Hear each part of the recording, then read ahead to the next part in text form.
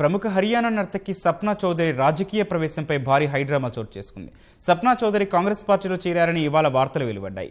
సప్నా కాంగ్రెస్ ప్రధాన కార్యదర్శి ప్రియాంక గాంధీ వాద్రాతో ఉన్న ఫోటో ఒకటి బయటకు రావడంతో అంతా నిజమే అనుకున్నారు. అయితే తాను ఏ పార్టీలోనూ చేరలేదని, ఏ పార్టీకి ప్రచారం చేయడం లేదంటూ సప్నా మీడియా ముందుకొచ్చారు.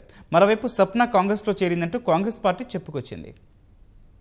సప్నా చౌదరి హర్యానాలో ఆమె ఓ సంచలనం. తన గానం, నాట్యంతో యువతతో సహా అన్ని వయసుల వారిని ఆమె ఉర్రూతలూగిస్తున్నారు. ఆఖ్యా కాయో కాజల్ అనే పాటతో ప్రసిద్ధి పొందిన ఈ హర్యానా గాయని, నృత్య కళాకారిణి పాటలతోనే కాకుండా 2017లో నిర్వహించిన బిగ్ బాస్ రియాలిటీ షోలో కూడా పాల్గొని ప్రఖ్యాతిగాంచారు. అయితే కేవలం కళలతోనే కాకుండా రాజకీయాల్లోనూ చేరి సప్నా చౌదరి అన్ని వర్గాల ప్రజలకు సేవ చేయడానికి సిద్ధమయ్యారంటూ వార్తలు షికార్లు చేశాయి. సప్నా చౌదరి రాజకీయ ప్రవేశం చేశారంటూ వార్తలు వచ్చాయి. ఆమె కాంగ్రెస్లో చేరిందంటూ పలువురు సోషల్ మీడియాలో ప్రచారం మొదలుపెట్టారు. ఉత్తరప్రదేశ్ పీసీసీ అధ్యక్షుడు రాజ్ బబ్బర్ సైతం ఈ విషయాన్ని ధృవీకరించి తన ట్విట్టర్ ఖాతాలో సప్నా చౌదరి, ప్రియాంక గాంధీతో ఉన్న ఫోటోను షేర్ చేశారు.